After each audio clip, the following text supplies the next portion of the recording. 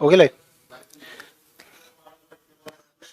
Good evening everybody, सभी को नमस्कार, राम राम, सत श्री अकाल, अस्सलाम वालेकुम, राधे राधे, जय श्री कृष्ण।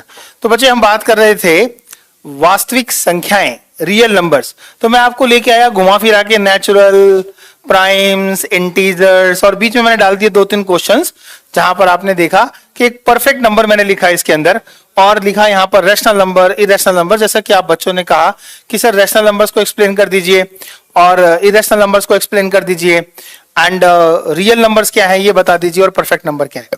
आइए, ये जो चीजें आपने की हैं इसमें हम समझते हैं कि कुछ चीजें जो आपकी स्ट्रांग नहीं है उसे स्ट्रांग करने के लिए हम क्या कर सकते हैं। तो बच्चे सबसे पहले बात समझते हैं परफेक्ट नंबर क्या होता है, जो आपने मुझसे पूछा।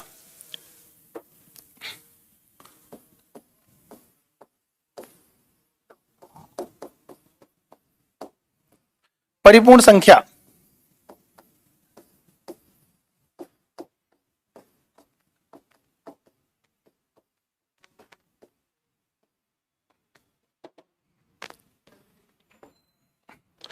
अब परिपूर्ण संख्या की जब आप बात करेंगे तो इसका एग्जांपल मैं आपको बताता हूं। जैसे मान लीजिए 6 एक नंबर है, इसको डिवाइड करने वाले नंबर्स आप बताइए जो नंबर 6 को डिवाइड कर सकते हैं, राइट? जो नंबर 6 को डिवाइड कर सकते हैं, that number are 1, 2, 3 and 6 itself. अब परफेक्ट नंबर की पहचान कैसे होती है, right? Number which can divide the number less than the number, right? Means जो किसी संख्या को भाग करने वाली संख्या है, संख्या से कम, वो कौन कौन सी हैं? वो है आपकी 1, 2 और 3। ये वो नंबर है जो नंबर से कम है लेकिन नंबर को डिवाइड कर सकते हैं। और फिलहाल इन नंबर्स का जो टोटल है वो वही है जो कि नंबर के इक्वल है। If the factors, biographical relevant चीजों की बातें किया करो, इधर उधर मत जाया करो, राइट?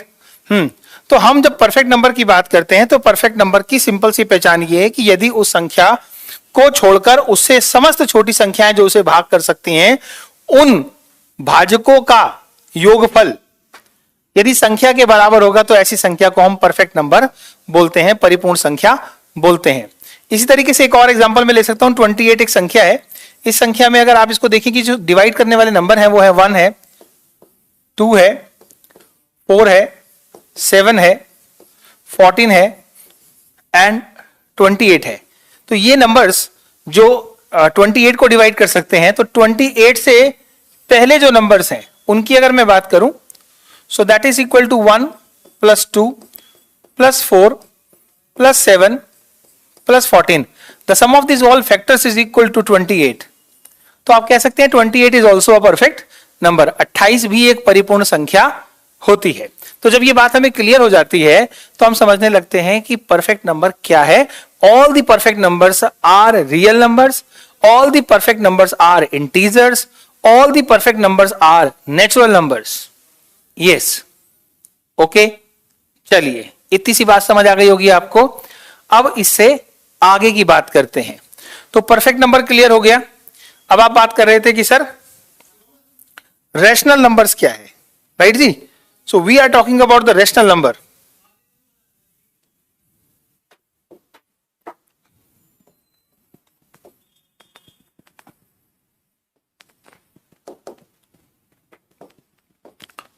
रैशनल नंबर्स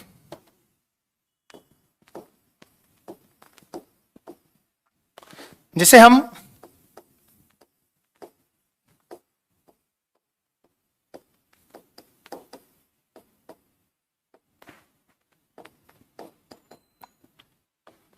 परिमेय संख्याएं बोलते हैं, राइट? तो परिमेय क्या है? हम एक सिंपल सी बात समझते हैं कि रैशनल नंबर्स को रिप्रेजेंट करने का तरीका क्या है, right? Those numbers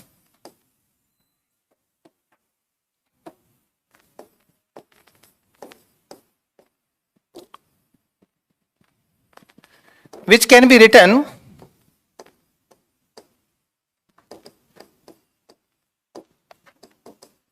in the form of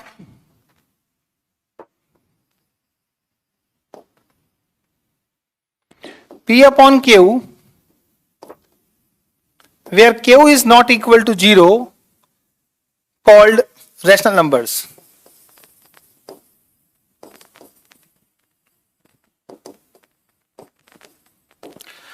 जिन संख्याओं को हम P अपॉन Q की फॉर्म में लिख सकते हैं, जहां पर Q की वैल्यू 0 के बराबर नहीं होती है, उसे हम रैशनल नंबर बोलते हैं. अब हिंदी में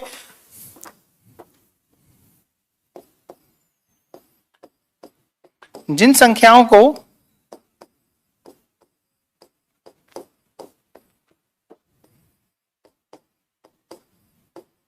हम P अपॉन Q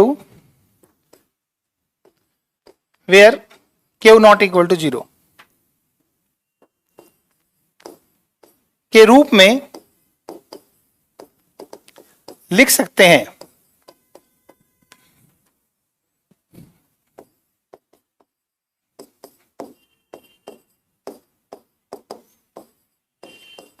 उन्हें परिमेय संख्या बोलते हैं.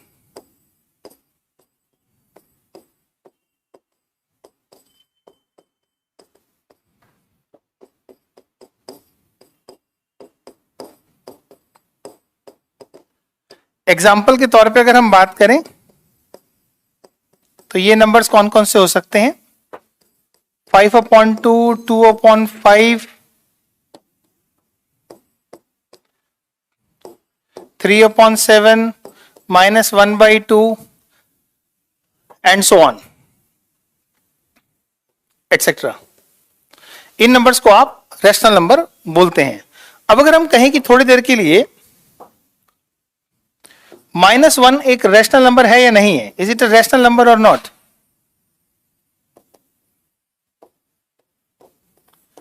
क्या ये रैशनल नंबर है?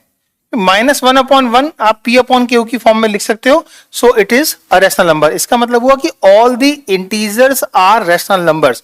सभी के सभी पूर्णांक भी आप परिमेय संख्या के रूप में बोल सकते हो. All the integers are rational numbers. तो यहां आप लिख लीजिए note, all the integers are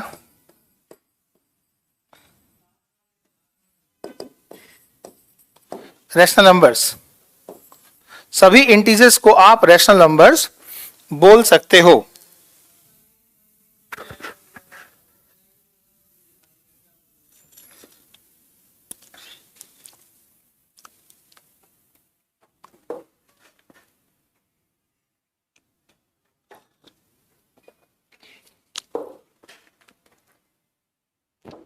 sir मेरी बात सुन लीजिए. बोलो नितिन.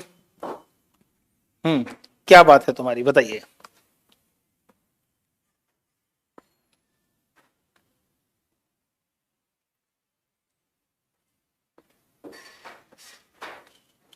हिंदी में लिख रहा हूं बेटा.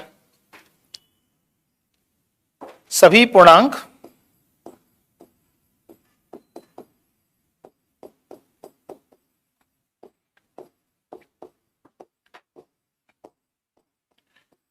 परिमेय संख्याएं होते हैं.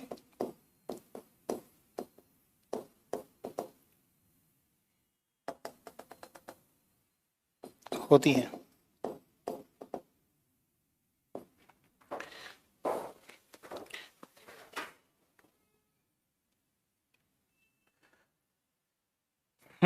All the rational numbers are integer और नॉट.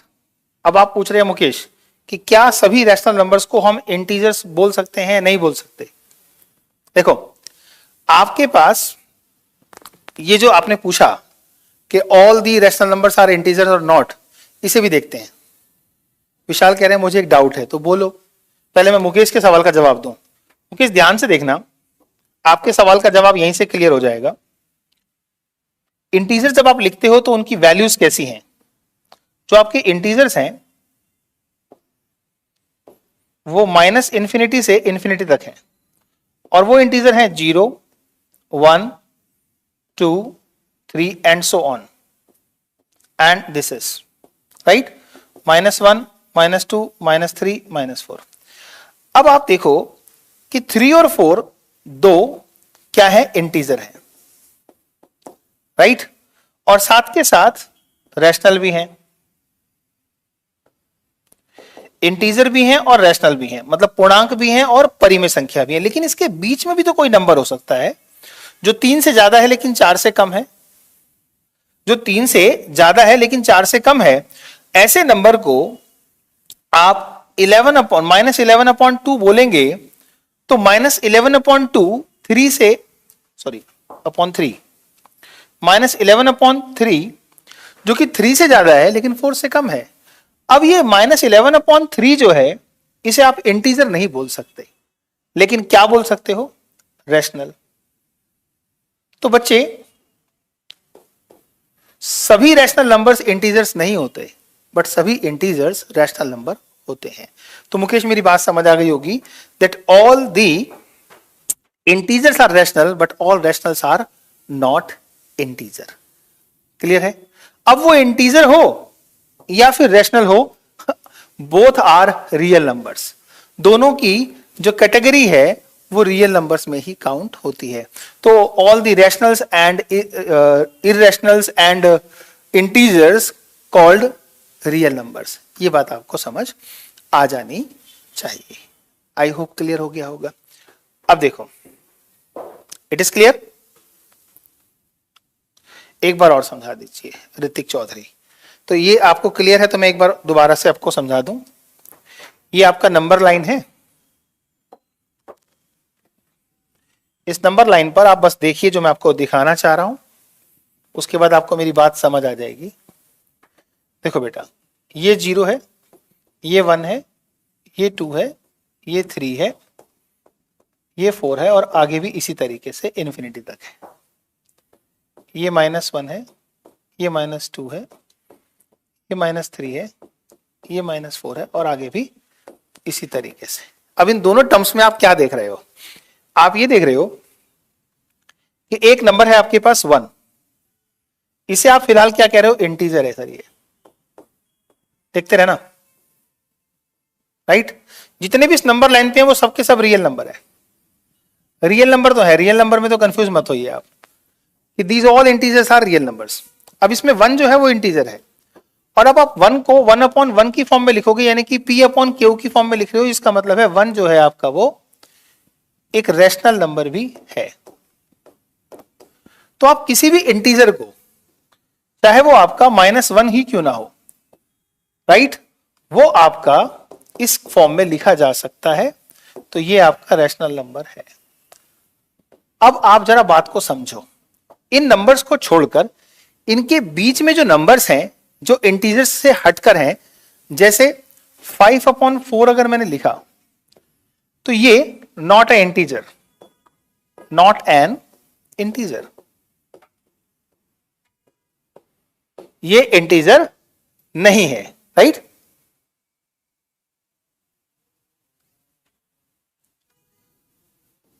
नितिन क्या कह रहे हो बेटा, जब तक आपकी बात आती है मुझे लग रहा है कि मेरा कमेंट है कि कमेंट्स तेज चल रहा है, इसलिए मेरी बात आप तक नहीं पहुंची है। जब तक पहुंचती है तब तक क्या होता है, मैं यहां लिख रहा हूं तो आगे निकल जाती है। Not an integer but it is a rational number. ये इंटीजर नहीं है परंतु एक रैशनल नंबर है। तो अब आप बताओ कि all the rational numbers are integer? No, all the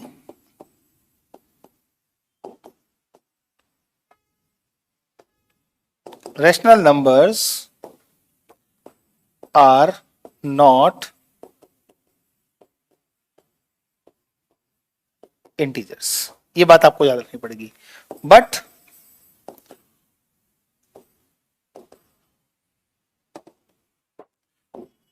all the integers, अब समझ आ गया होगा, are rational numbers.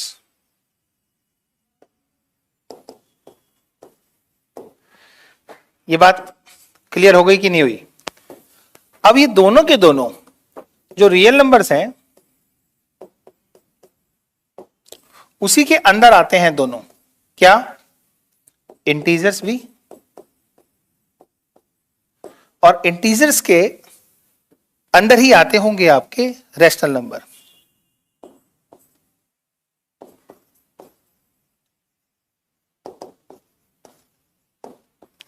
I hope समझ आ गई होगी बात। क्लियर, गुड, बहुत बढ़िया। 5/4 इंटीजर क्यों नहीं है? 5/4 को अगर आप डिवाइड करोगे तो ये एग्जैक्टली डिवाइड नहीं होगा बच्चे, और एग्जैक्टली ना डिवाइड होने की वजह से इसकी जो टर्म होगी वो P/Q की फॉर्म में ही रह जाएगी। Right, wrong? कोई भी रैशनल नंबर इंटीजर हो सकता है लेकिन सभी नहीं हो सकते। जैसे 6/3 P/Q की फॉर्म है, लेकिन 6/3 को डिवाइड करने के बाद 2 आता है जो कि एक इंटीजर है। 5/4 को डिवाइड करने पर हमारे पास कोई भी ऐसी वैल्यू नहीं आती जो इंटीजर्स की कैटेगरी में हो। आ गई बात समझ? ओके, अब ये बात समझ आती है कि ये सारे के सारे रियल नंबर्स हैं। तो आपके इन अनरियल नंबर्स क्या होते हैं, राइट? और इरेशनल नंबर्स क्या होते हैं? Sir, all the real numbers are rational number. भाई, अब ये जो real numbers are rational numbers वाली बात करें तो जितने भी रियल नंबर्स हैं, अगर आप उसको रैशनल बोलोगे फिर तो आप सारे के सारे इंटीजर को भी रैशनल ही बोल देते। यस और नो बोल रहे हो आप, राइट? अब ऑल दी रियल नंबर्स नहीं हो सकता कि वो रैशनल हो, क्योंकि उसमें कुछ हमारे इरेशनल नंबर भी होते हैं। इरेशनल नंबर मतलब एक ऐसा नंबर जिसे आप इरेशनल बोलते हो और लेकिन वो रियल है, इसलिए all real numbers are not rational numbers. एक बच्चे ने बोला, क्या सभी वास्तविक संख्याएं परिमेय संख्याएं होती हैं? अभी देख लेते हैं। देखो, आपके पास ये नंबर लाइन है, इस नंबर लाइन पर ये मैं आपको एक तरह से 9th के इंट्रोडक्शन से लेके चलूंगा, तभी आपका जो ये नंबर वाला रियल नंबर का जो टॉपिक है वो अच्छे से हो पाएगा, right? √2 is a real number but not rational. Yes. अब आप देखो कि यहां पर आपके पास 0 है, ये 1 है और ये 2 है। इन दोनों के बीच में एक नंबर आपके पास आता है 1/2 और एक नंबर आता है √2। मींस कहने का मतलब है 1/2 किसके बराबर है? 1/2 this is 3/2. So this becomes, मैं आपको समझाता हूं ऐसे, 1 और 2 के बीच में बहुत सारे नंबर हैं। उन बहुत सारे नंबर में एक है 1.5 और एक है 1.4, 1.42 एंड सो ऑन, और चलता ही रहेगा। ये दोनों नंबर 1 और 2 के बीच में है। अब 1.5 जो है वो बेसिकली 3/2 है, जो कि एक रैशनल है।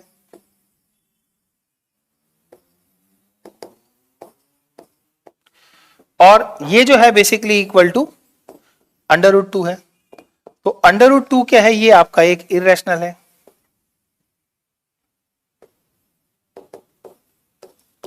अब क्योंकि रैशनल और इरेशनल दोनों के दोनों रियल नंबर है, रैशनल हो या इरेशनल हो, दोनों के दोनों रियल नंबर है, ठीक है? यानी कि वास्तविक संख्याएं हैं।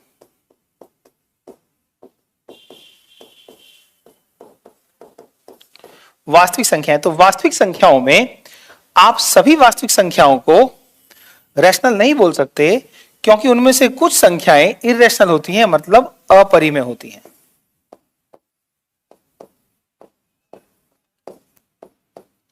और कुछ परिमेय होती हैं। अब आपको अपने सवाल का जवाब चाहिए, तो अभी आपको जवाब मिलेगा। आपने लिखा all real numbers are rational number. नहीं, ऑल रियल नंबर्स में तो इरेशनल नंबर भी होते हैं और इरेशनल नंबर को हम रैशनल नहीं बोल सकते। यस और नो? तो आपको ये बात समझ आ गई। This has red in class 9th। तो बहुत सारे बच्चों ने ढंग से नहीं पढ़ा था, उनको बता रहा हूं। वास्तविक एंड परिमेय में सिंपल सा अंतर बताएं। रियल नंबर में और रैशनल नंबर में माइनर सा डिफरेंस बता दें आपको, ठीक है? देखो बेटे, एक छोटी सी बात है एक बच्चे के पापा का नाम है दीपक डबास। दीपक डबास के दो बच्चे, एक संदीप डबास और एक सुनीता डबास। अब आप ये कह सकते हैं कि दोनों के दोनों बच्चे दीपक के ही बच्चे हैं, और यहां दीपक हो गया रियल नंबर, और जो संदीप डबास और जो लड़की है, एक लड़का है और एक लड़की है, वो दोनों के दोनों एक रैशनल और इरेशनल हैं। इसलिए आप ये नहीं कह सकते कि अगर दीपक का जेंडर मेल है तो उसके सारे बच्चों का जेंडर भी मेल होगा, उसमें फीमेल जेंडर के बच्चे भी होंगे। इसलिए नहीं कह सकते कि आप कि जो मेल बच्चों का जेंडर होगा वो उस खानदान के सबका जेंडर एक जैसा हो जाएगा। यस और नो? तो बात समझ आई मेरी? राइट? नाइस स्टोरी बड़े पापा। स्टोरी नहीं है, कॉन्सेप्ट समझा रहा हूं आपको। ये पापा है, ये इनका बेटा है, ये इनकी बेटी है।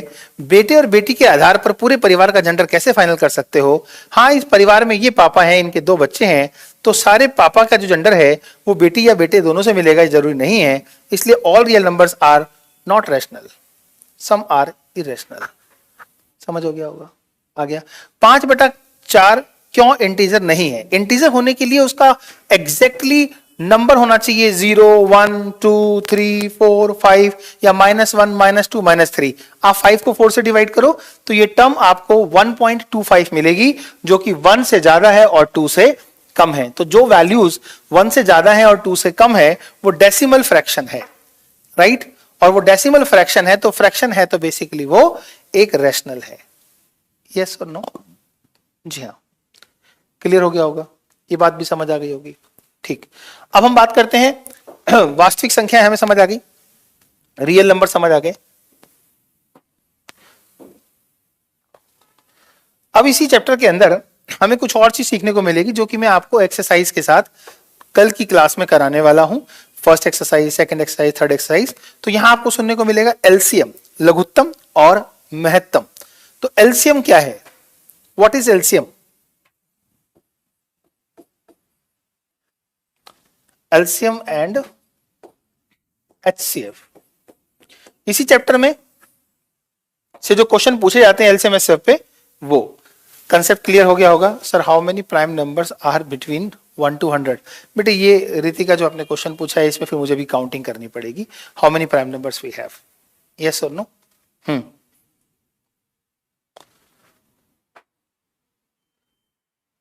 समापवर्तक, लघुत्तम समापवर्तक। यस, एलसीएम का मतलब होता है लघुत्तम समापवर्तक और एचसीएफ का मतलब होता है महत्तम समापवर्तक। लीस्ट कॉमन मेथड नहीं है बेटा, लीस्ट कॉमन मल्टीपल है। एलसीएम की फुल फॉर्म होती है लीस्ट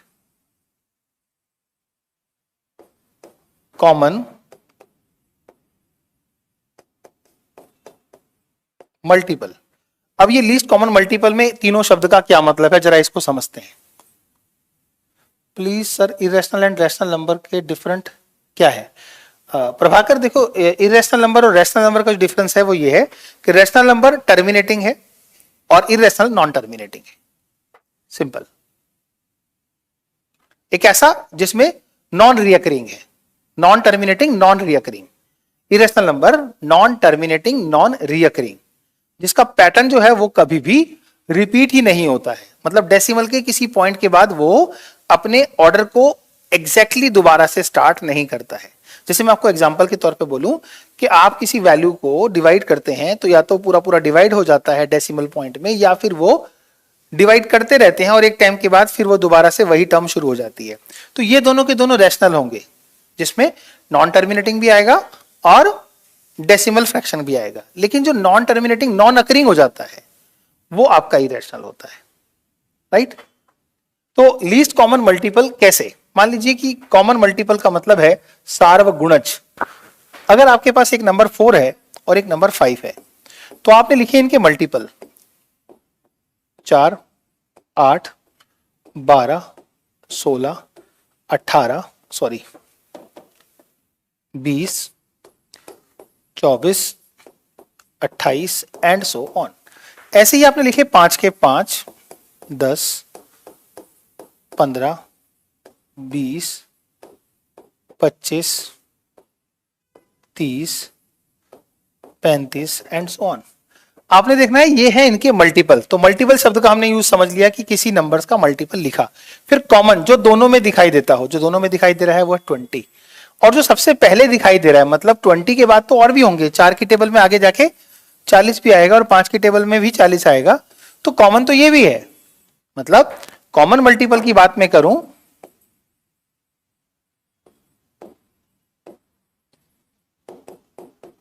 कॉमन मल्टीपल्स की बात करूं और 4 एंड 5,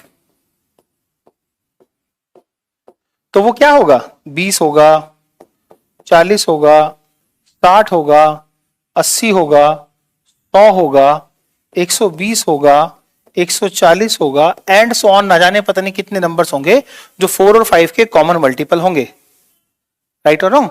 अब समझना यह है कि इन सब में सबसे छोटा कौन सा है? लीस्ट मतलब सबसे छोटा। सो this is the least in possible common multiples.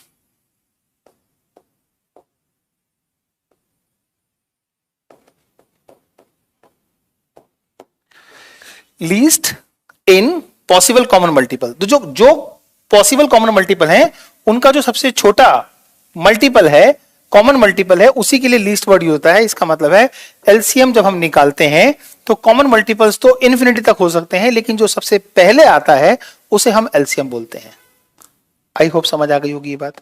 जब ये बात समझ आ गई तो अब ये भी समझ आनी चाहिए कि एचसीएफ क्या होता है। सिखाना तो है मैंने आपको इसके बारे में अगली क्लास में, मतलब कल, बट फिलहाल समझते हैं व्हाट इज द एचसीएफ। उतार लो इसे।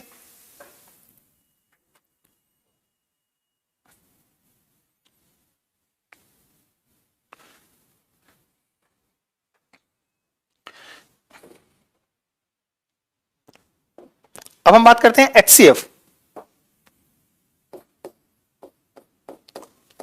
जिसे हम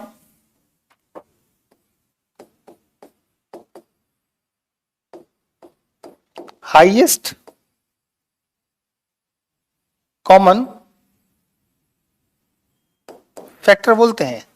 हाईएस्ट कॉमन फैक्टर मतलब, अब देखो पहली बात आती है कॉमन फैक्टर और सबसे पहले बात आती है फैक्टर। मान लो कि हम 12 और 18 के फैक्टर्स की बात करते हैं, तो 12 के फैक्टर क्या होंगे? 2 दूनी 4 तिया 12। 18 के होंगे 2 तिया 6 तिया 18।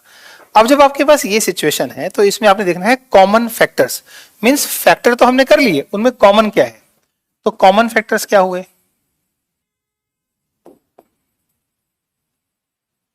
कॉमन फैक्टर्स में आपको दिखाई दिया 2,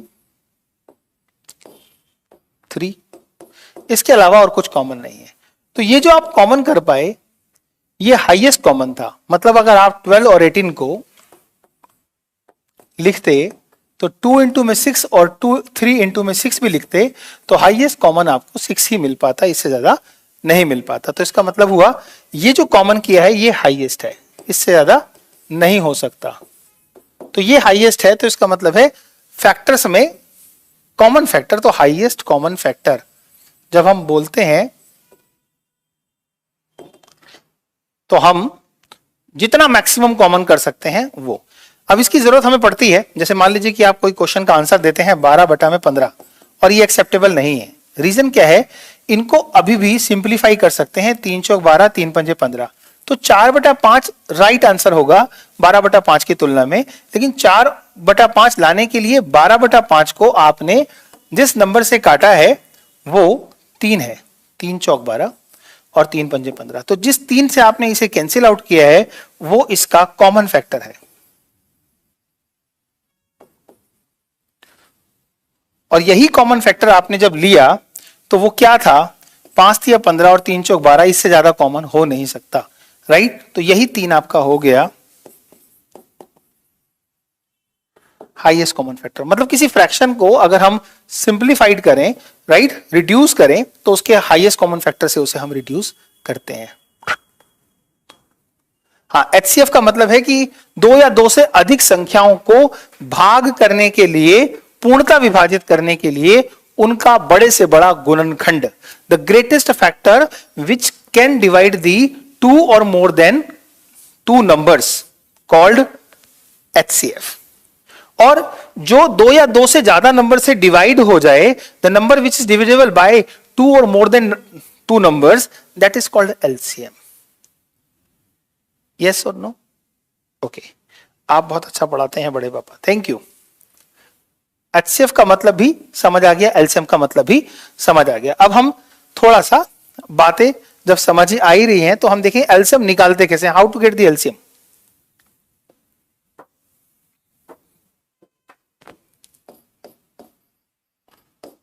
हाउ टू फाइंड LCM, लघुत्तम कैसे निकाला जाता है। तो फाइंड द LCM ऑफ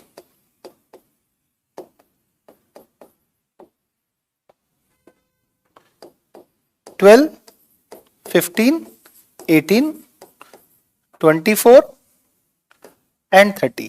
मान लो आपको इनका एलसीएम निकालना है, मतलब एक ऐसा नंबर ढूंढना है जो इन सब नंबर से डिवाइड हो जाता है। एलसीएम का मतलब है फैक्टर हाईएस्ट, नहीं बेटा, एलसीएम का मतलब है कॉमन मल्टीपल में सबसे lowest multiple. Hrithik Chaudhary, you are great and you are the god of mathematics. अजी कहां, कल से एक्सरसाइज स्टार्ट करूंगा ना, तभी तो आज आपका बेस बना रहा हूं इस चैप्टर में। आप ही ने तो कहा कि सर बिल्कुल बेसिक से सिखाते हो तो मैथमेटिक्स अच्छा लगता है। अब इसका एलसीएम निकालना है तो कैसे निकालते हैं। Here what we write, the numbers we have to use for LCM. Sir 2 से डिवाइड करेंगे। सबसे पहले प्राइम फैक्टर की इंपॉर्टेंस है यहां पर। प्राइम फैक्टर्स मतलब अभाज्य गुणनखंड।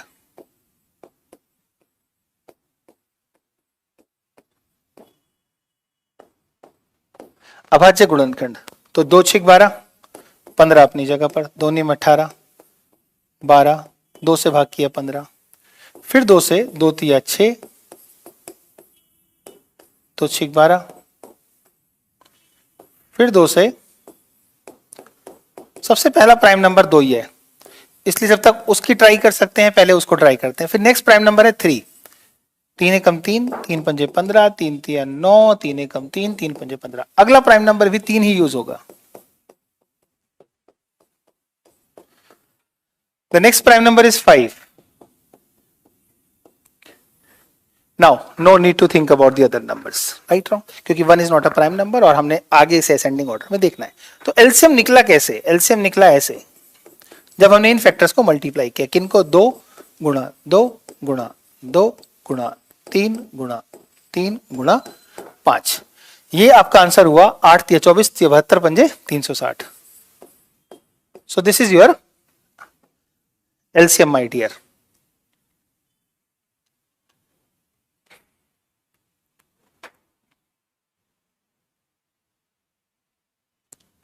गुणा करने का शॉर्ट मेथड बताओ। तो शॉर्ट मेथड ये है कि पहले 5 दूनी 10 कर लेते आप, 3 3 9 कर लेते आप, 2 दूनी 4 कर लेते आप, 9 चौक 36 कर लेते और फिर 10 से मल्टीप्लाई कर लेते, तो भी आपका आंसर जल्दी आ जाता। ओके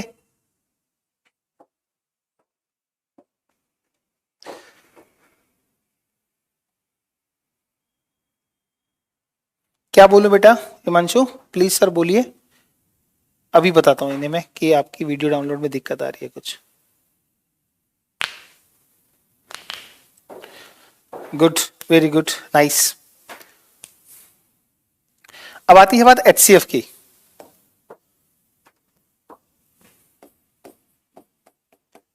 एचसीएफ कैसे निकालते हैं। मान लो मेरे पास नंबर 12 है और 18 है, तो HCF, how to find out the HCF, right. तो हमने क्या किया, फैक्टर्स कर लिए 12 के, 2 दूनी 4 तिया 12। एक मेथड तो ये है, फैक्टर मेथड बोलते हैं इसे। So what you will see the common things are, इसको थोड़ा सा ऐसे लिखते हैं। तो ये कॉमन है, ये कॉमन है, तो इसका मतलब है एचसीएफ क्या हो गया, by common factor method, right. इसे कह सकते हैं हम फैक्टर मेथड से। बड़ी संख्या हो तो बताऊंगा अभी। ये आ गया 6। This is called factor method.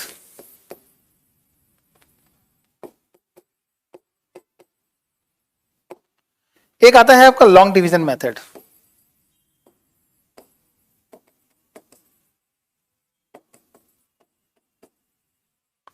जब लॉन्ग डिवीजन मेथड में आएंगे तो आपके पास 18 को आप 12 से डिवाइड करेंगे, 12 एकम 12, यहां आएगा 6, फिर आप जिससे डिवाइड कर रहे थे उसे आप अंदर ले आएंगे, 6 दूनी 12, फाइनली जिसकी वजह से आपका रिमाइंडर 0 आएगा वही नंबर आपका HCF होगा जिससे आपने डिवाइड किया और रिमाइंडर 0 आया। सो this is called long division method. बड़ी संख्याओं में इसी मेथड का प्रयोग करना चाहिए। तो आज के लिए इतना काफी है, कल बात करेंगे एक्सरसाइज के साथ इसी चैप्टर में। I hope you are enjoying the topic number system real numbers. So in the next class we are going to talk about the Euclid method, algorithm method. Thank you. God bless you. Bye. Take care.